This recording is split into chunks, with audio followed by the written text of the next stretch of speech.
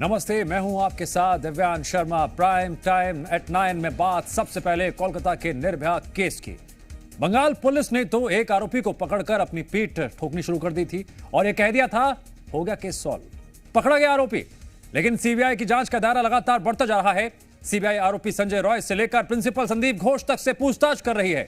हर छोटी से छोटी जानकारी जुटाई जा रही है, बयानों को आपस में जोड़ा जा रहा है ताकि झूठ के कोई भी परत बच ना सके। सवाल कई सारे हैं। सवाल यह भी है, आरोपी संजय के साथ उस रात क्या कोई और भी था? पूर्व प्रिंसिपल संदीप घोष का क्या रोल है? क्या वाकई प्रिंसिपल ने कुछ छिपाने की कोशिश की, और अगर की तो किसके इशारे पर?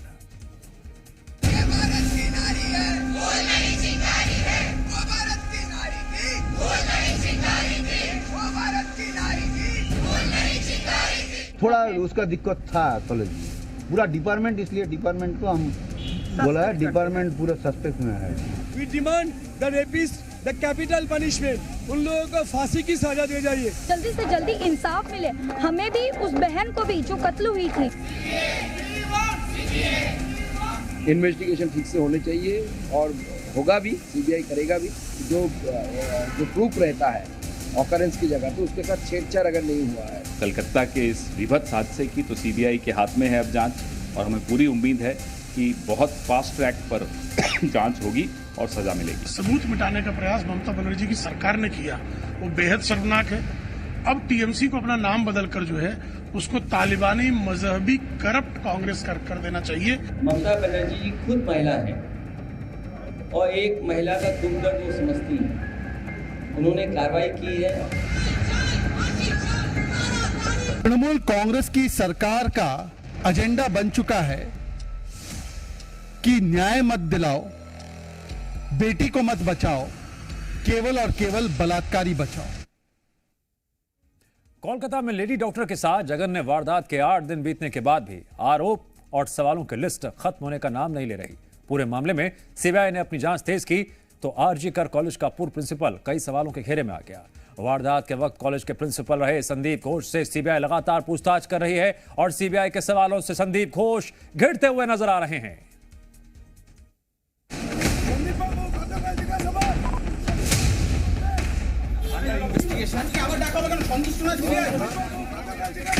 नाम संदीप घोष, पूर्व principal RG Kar medical college. Kolkata कांड में सीबीआई का शिकंजा कसता जा रहा है और सीबीआई के निशाने पर है आरजीकर कॉलेज का पूर्व प्रिंसिपल संदीप घोष। शनिवार सुबह आरजीकर मेडिकल कॉलेज में हुई जघन्य वारदात को लेकर शनिवार सुबह सीबीआई ने पूर्व प्रिंसिपल से पूछताछ शुरू की।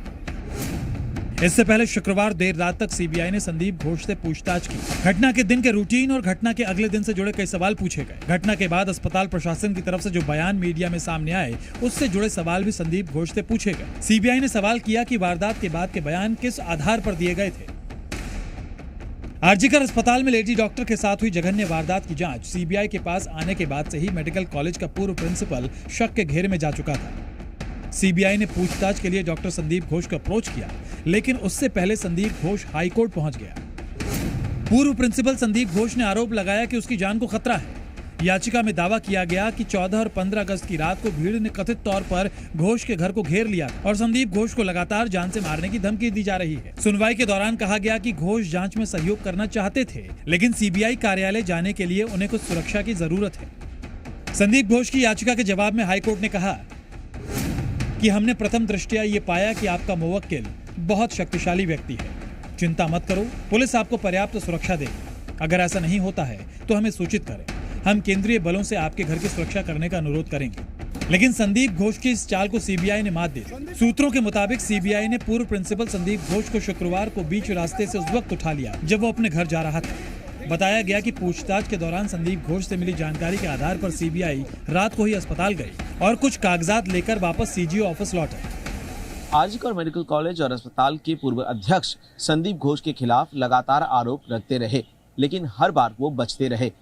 कभी छात्रों के साथ दुर्व्यवहार करना या फिर तरह तरह का कानून बनाना जो बेवजह छात्रों को परेशान कर रहा था, या फिर उनका पॉलिटिकल कनेक्शन। लेकिन लेडी डॉक्टर की दरिंदगी के साथ हत्या की घटना उनको सीबीआई के चक्रव्यूह में फंसा दिया। इतना ही नहीं, बताया गया कि मृतक लेडी डॉक्टर के परिवार ने आरोप लगाया है कि उनकी बेटी बहुत दबाव में रहती थी और उसे जबरदस्ती ड्यूटी करने के लिए मजबूर किया जाता था। थोड़ा उसका दिक्कत था कॉलेज में, पूरा डिपार्टमेंट, इसलिए डिपार्टमेंट को हम बोला है, डिपार्टमेंट पूरा सस्पेक्ट में है। हम क्या बोला, हम 7 घंटे से लड़की का जो ऑन ड्यूटी ऑन कॉल में डॉक्टर है, उसको 7 घंटा में किसी का जरूरत नहीं पड़ा। कभी कभी दिन में ऐसा होता है कि उसको खाने का टाइम नहीं मिलता है पेशेंट के लिए। और जो इंटर्न था 3-4 दिन टाना ड्यूटी मिल जाता है। एक डॉक्टर कैसे ट्रीटमेंट कर सकते हैं? आरोप कई है, सवाल कई है, लेकिन 8 दिन बीत जाने के बाद भी जवाब किसी के पास नहीं है। सीबीआई अपनी जांच में टूटी कड़ियों को जोड़ने की कोशिश में जुटी है और पूरे देश को उम्मीद है कि डॉक्टर बिटिया के गुनहगारों को जल्द सख्त सजा मिलेगी। ब्यूरो रिपोर्ट, जी मीडिया। मदरसों को लेकर मध्य प्रदेश सरकार ने नया फरमान जारी कर दिया है, जिसमें कहा गया है मदरसे किसी भी गैर मुस्लिम छात्र को धार्मिक तालीम पर बाध्य नहीं कर सकते। साथ ही सरकार ने यह भी ऑर्डर दिया है, अगर मदरसों में इस तरह की तालीम दी जा रही है, उन मदरसों की मान्यता रद्द की जाए। अब सवाल यह उठता है कि आखिर मदरसों में ऐसा चल क्या रहा है, अंदर बच्चों को क्या पढ़ाया जा रहा है और इसमें क्या ऐतराज है जिसकी वजह से यह ऑर्डर आया।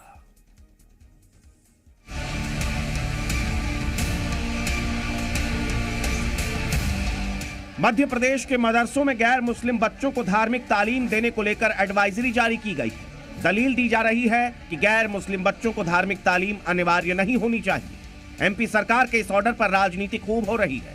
धर्मगुरुओं के भी तरह तरह के रिएक्शन आ रहे हैं, लेकिन इस बीच सोशल मीडिया पर एक वीडियो खूब वायरल हो रहा है। हर वो काम जिससे अल्लाह ताला खुश होता है उसे क्या कहते हैं? इबादत कहते हैं। तो इबादत कहते हैं, दिवाली मनाने से अल्लाह खुश होगा? अच्छा, होली खेलने से अल्लाह खुश होगा? किसी गैर कौम की त्योहार मनाने से अल्लाह ताला नाराज होगा कि खुश होगा? नाराज होगा। और खुश कौन होगा? शैतान खुश होगा। और शैतान तो चाहता है ना कि अल्लाह की इबादत और इताअत से मोड़ करके, हटा करके तुमको किसी गैर की तरफ लगा दे, है कि नहीं है? 32 सेकंड का ये वीडियो बहुत कुछ बयां कर रहा है। वीडियो में सामने एक व्हाइट बोर्ड है, एक शख्स बच्चों को कथित धार्मिक तालीम दे रहा है और इसके सामने कई बच्चे किताब लेकर बैठे हैं, लेकिन ये शख्स बच्चों को जो पढ़ा रहा है न जाने ये किस किताब में लिखा है। खुश कौन होगा? शैतान खुश होगा। और शैतान तो चाहता है ना कि अल्लाह की इबादत और इताअत से मोड़ करके, हटा करके तुमको किसी गैर की तरफ लगा दे, है कि नहीं है? ये वीडियो कब का है, कहां का है, इस बात की पुष्टि तो जी मीडिया नहीं करता, लेकिन सोशल मीडिया पर इस वीडियो पर कमेंट करके लोग ऐसे मदरसों के बंद होने की मांग कर रहे हैं। सवाल उठता है कि क्या मदरसों में बच्चों को ऐसी तालीम सच में दी जाती है? लेकिन इस बीच आपको मदरसों को लेकर मध्य प्रदेश सरकार के आदेश को विस्तार से बता दें। एमपी सरकार का आदेश है कि राज्य के सभी मदरसों का सत्यापन होगा, गैर मुस्लिम बच्चे मिलने पर एक्शन होगा, मदरसों का सरकारी अनुदान बंद होगा, मदरसों की मान्यता रद्द की जाएगी, फर्जी छात्रों के एडमिशन पाए जाने पर कार्रवाई होगी। अब मध्य प्रदेश सरकार के इस ऑर्डर के बाद जी मीडिया की टीम ने मध्य प्रदेश के मदरसों का रियलिटी चेक किया। मदरसों में जाकर ये पता लगाने की कोशिश की कि वहाँ कैसी तालीम दी जाती है। गैर मुस्लिम बच्चे अगर वहाँ पढ़ते हैं तो उन्हें इस्लाम के बारे में, इस्लाम के तौर तरीकों के बारे में क्या पढ़ाया जाता है। मध्य प्रदेश सरकार के इस ऑर्डर के बाद बहस छिड़ गई। करेंगे। सबसे पहले देखिए ये मदरसा है, यहाँ पर इस तरीके से जो है शिक्षा दी जा रही है। और ये देखिए शिक्षा जो होती है मदरसे में वो मुस्लिम धर्म की होती है, जो कुरान शरीफ है और जो भी धार्मिक चीजें हैं उनके बारे में यहाँ बताया जाता है और वो सारी शिक्षाएं यहाँ पर दी जाती है। तो यहाँ के जो प्रभारी हैं उनसे बात करेंगे। जी, कौन सा मदरसा है और आप यहाँ पर क्या देखते हैं? यहाँ प्राचार्य प्रिंसिपल हूँ। कोई भी यहाँ पर गैर मुस्लिम बालक उसका कोई एडमिशन नहीं होता है और न हुआ है और न कोई ऐसी शिक्षा दी जाती है धार्मिक शिक्षा कि गैर मुस्लिम बालक आए उनको धार्मिक शिक्षा दी गई हो। सवाल है कि क्या मदरसों में गैर हिंदू बच्चों का जाना बंद होना चाहिए? मदरसे में कौन सा हिंदू बच्चा पढ़ता है? क्या वहाँ पर उर्दू तालीम लेने वो जाएगा या मुस्लिम तालीम लेने जाएगा? मैं गुरुकुल का संचालन करता हूँ, क्या मेरे गुरुकुल में कोई मुस्लिम बच्चा आकर पढ़ सकता है? अगर वो आएगा तो उसको पहले जनेऊ कराना पड़ेगा, उसे भद्र मतलब मुंडन कराना पड़ेगा। मध्य प्रदेश सरकार के इस फैसले पर राजनीति तेज। एक तरफ बीजेपी की दलील है कि मदरसों में चल रहे फर्जीवाड़े को रोकने के लिए ऐसे आदेश जारी किए गए, वहीं कांग्रेस इसे मदरसों के खिलाफ साजिश करार दे रही है। हमेशा बीजेपी की सरकार मदरसों को टारगेट करती है और मदरसों को निशाना बनाकर वो किसी ना किसी तरीके से परेशान करने की कोशिश करती है। कि ये जो मदरसे चल रहे हैं वहाँ पर जो गरीब मुस्लिम बच्चे हैं उनको शिक्षा देने के लिए मदरसे बनाए गए, वहाँ पर संख्या बढ़ाने के लिए फर्जी हिंदू बच्चों के नाम लिखे जा रहे हैं जहाँ बच्चे पढ़ते ही नहीं है हिंदू बच्चे। दरअसल यह आदेश एनसीपीसीआर की एक रिपोर्ट के बाद सामने आया, जिसमें यह कहा गया कि मध्य प्रदेश में 1755 रजिस्टर्ड मदरसे हैं, जिनमें करीब 9417 हिंदू बच्चे पढ़ रहे हैं। साथ ही साथ ये भी कहा गया कि मदरसों का इंफ्रास्ट्रक्चर पढ़ने लायक है ही नहीं। एनसीपीसीआर ने मध्य प्रदेश सरकार से ये गुजारिश की कि इन सभी हिंदू बच्चों को मदरसों में जाने से रोका जाना चाहिए। साथ ही मुस्लिम बच्चों को भी वहां के मदरसों से निकालकर सरकारी स्कूलों में दाखिला करा देना चाहिए। लेकिन यहाँ सवाल ये उठता है कि क्या गैर मुस्लिम बच्चों का मदरसों में पढ़ना गैर कानूनी? देखिए, भारत के संविधान के अनुच्छेद 28 सब क्लॉज 3 में किसी भी रिलीजियस इंस्टीट्यूशन को जो सरकारी सहायता प्राप्त है या सरकार द्वारा रिकॉग्नाइज्ड है वहां पर धार्मिक शिक्षा नहीं दी जा सकती है और धार्मिक जो है प्रेयर नहीं हो सकती है। किसको? खास तौर से दूसरे धर्म के पढ़ने वाले जो विद्यार्थी हैं। मदरसों में गैर मुस्लिम बच्चों के पढ़ने पर संविधान क्या कहता है ये तो आपने जान लिया, लेकिन इस फैसले ने एमपी में एक नया बवाल शुरू कर दिया।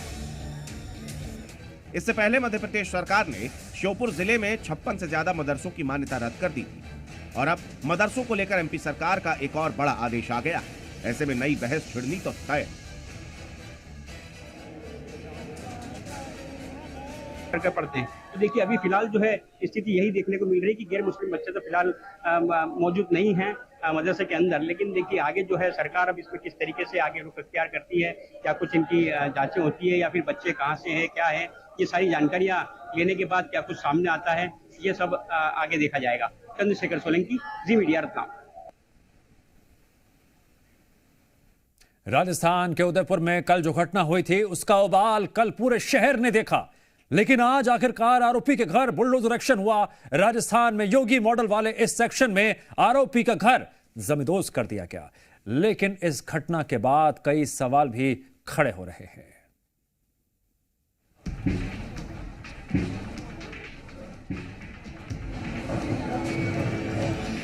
उदयपुर में दीवान शाह अली कॉलोनी में दोपहर करीब 2 बजे 2 बुलडोजर पहुंचे और देखते ही देखते इस 2 मंजिला इमारत को ढहा दी। उदयपुर में कल पहले सोशल मीडिया पर धमकी दी गई, फिर स्कूल में चाकूबाजी की घटना हुई। चाकूबाजी के बाद उदयपुर में उत्पात मचा और अब आरोपी के घर बुलडोजर एक्शन हो गया। उदयपुर में 2 छात्रों के बीच के विवाद में अब पुलिस, प्रशासन और राज्य सरकार तक की एंट्री हो गई। कल उदयपुर में जो हुआ उससे लोगों में जबरदस्त आक्रोश था।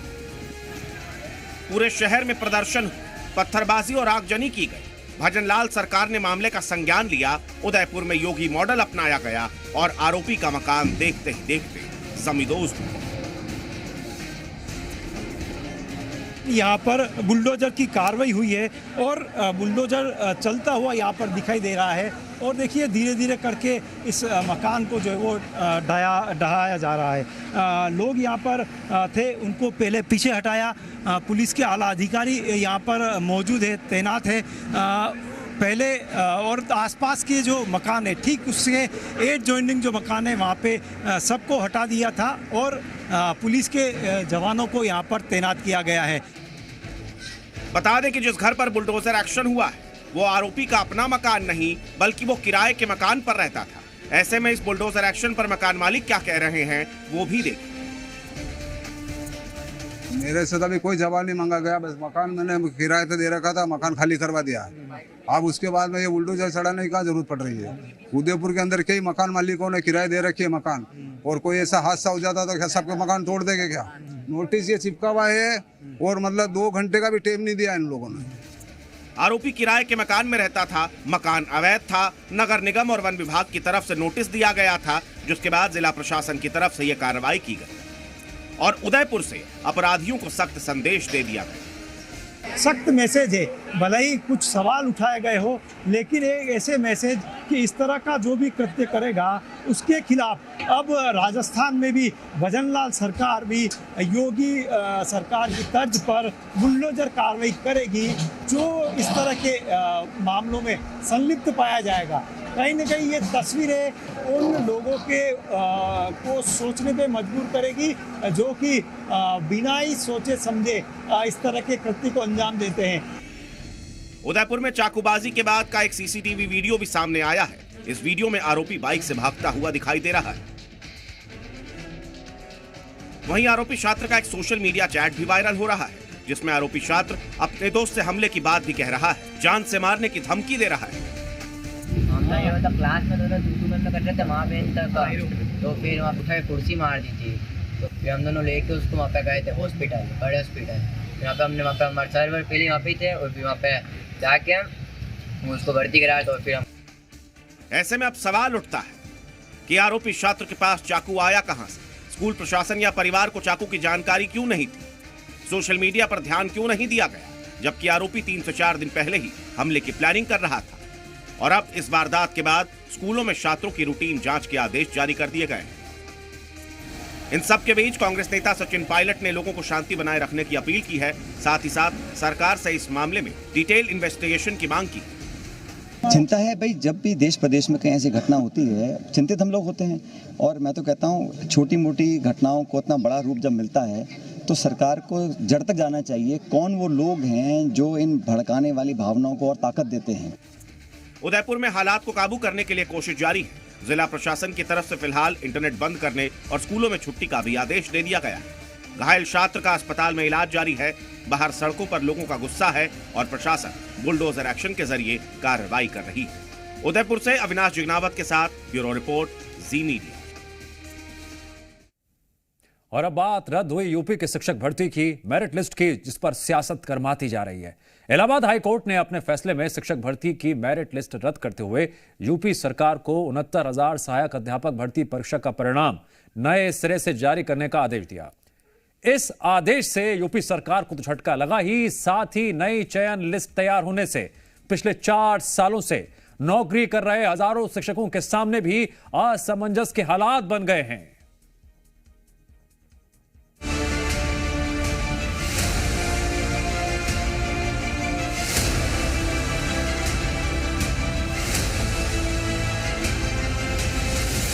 यूपी में शिक्षक भर्ती परीक्षा की मेरिट लिस्ट रद्द होने से 69,000 शिक्षकों को बड़ा झटका लगा है। शिक्षक भर्ती में 19,000 सीटों के आरक्षण को लेकर अनियमितता के आरोप लगे थे, जिसके बाद मामला हाई कोर्ट में गया था, जहां कोर्ट ने 69,000 सहायक शिक्षकों की मौजूदा सूची को गलत मानते हुए मेरिट सूची को रद्द कर दिया। साथ ही कोर्ट ने उत्तर प्रदेश सरकार को 3 महीने के अंदर नई मेरिट लिस्ट तैयार करने का आदेश भी दिया, जिसमें आरक्षण के नियमों और बेसिक शिक्षा नियमावली के तहत लिस्ट तैयार करने को कहा गया है। वहीं इस मामले की लड़ाई लड़ रहे शिक्षक अभ्यर्थियों ने कोर्ट के फैसले पर खुशी जताई। इस मामले में खास करके जो आरक्षित वर्ग के लोग थे, जो हम लोग थे, उनको एक बड़ी राहत हाईकोर्ट के फैसले से मिली है, क्योंकि हम लोग पिछले 6 साल से लगातार, आपने भी कितनी बार कवर किया, सड़कों पे हम लोग 640 दिन लगातार अनवरत यहाँ पे संघर्ष करते रहे। 2 दिन के लिए जेल भी भेजा गया मुझे और मेरे 2 अन्य साथियों को। साल 2018 और 2019 में हुई इन भर्तियों में आरक्षण घोटाले के आरोप लगे थे और तभी से शिक्षक अभ्यर्थी इसे लेकर कोर्ट में कानूनी लड़ाई लड़ रहे थे और अब कोर्ट का फैसला आने पर उन्होंने इसे कानून की जीत बताया। खुशी तो बहुत है जी, मतलब 6 साल से संघर्ष कर रहे थे, सड़कों पर रहते थे, अब हमारे पक्ष में फैसला आया है, हम जीत चुके हैं। हम उम्मीद कर रहे हैं कि सरकार हमको जल्दी न्याय देगी। घर वालों ने साथ दिया तभी रह पाए, लेकिन बाहर के ताने बहुत सुनने को मिले हैं लोगों के। ये मामला अखिलेश यादव की सरकार में शुरू हुआ था। उस समय 1,37,000 शिक्षा मित्रों को सहायक शिक्षक के रूप में समायोजित किया गया था, लेकिन मामला सुप्रीम कोर्ट में पहुंचा और समायोजन को रद्द कर दिया गया। इसके बाद सुप्रीम कोर्ट ने 1,37,000 पदों पर योगी सरकार को भर्ती का आदेश दिया, जिस पर 2018 में पहले 68,500 पदों के लिए वैकेंसी निकाली और फिर दूसरे चरण की 69,000 सहायक शिक्षकों की भर्ती हुई, जिस पर आरक्षण के नियमों की अनदेखी का आरोप लगा।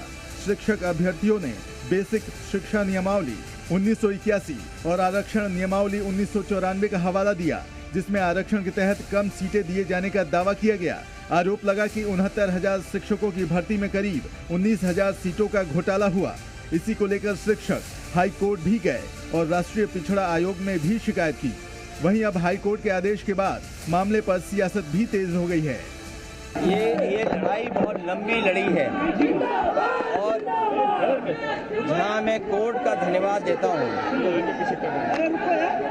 कोर्ट ने संज्ञान लिया, कोर्ट का धन्यवाद देते हैं। वहीं सरकार को भी अधिकारों को नहीं छीनना चाहिए। जो अधिकार संविधान से मिले हैं उन अधिकारों को सरकार न छीने। अच्छी बात है कि हाईकोर्ट के इंटरवेंस की वजह से अब ये भर्तियां फिर से होंगी और जिसको हक सम्मान और अधिकार मिलना चाहिए जो संविधान के माध्यम से, हमें पूरी उम्मीद है कि इस बार इतने लोगों पे डंडे और लाठियां बरसाई गई तो ये सभी उन सभी की जीत है और ये पूरे प्रदेश की भी जीत है। मामले पर मायावती ने भी कहा कि यूपी में 2019 में चयनित 69,000 शिक्षक अभ्यर्थियों की चयन सूची को रद्द करके 3 महीने के अंदर नई सूची बनाने के हाईकोर्ट के फैसले से साबित होता है कि सरकार ने अपना काम निष्पक्षता और ईमानदारी से नहीं किया। इस मामले में खासकर आरक्षण वर्ग के पीड़ितों को न्याय मिलना सुनिश्चित हो। इस बीच बीजेपी ने हाईकोर्ट के फैसले का स्वागत किया। डिप्टी सीएम केशव प्रसाद मौर्य ने कहा कि शिक्षकों की भर्ती में कोर्ट का फैसला सामाजिक न्याय की दिशा में स्वागत योग्य कदम है। सरकार ने सबको आश्वस्त किया है कि किसी जो बच्चे के किसी युवा के भविष्य के साथ कोई खिलवाड़ नहीं होगा और सभी को जो लोग हैं उसको आरक्षण देते हुए सबको सेवा में सरकार रखेगी। अब हाईकोर्ट के आदेश से यूपी सरकार को तो झटका लगा ही है, साथ ही नई चयन सूची तैयार होने से पिछले 4 सालों से नौकरी कर रहे हजारों शिक्षकों के सामने भी बड़ा संकट खड़ा हो गया है। विशाल रघुवंशी, जी मीडिया, लखनऊ।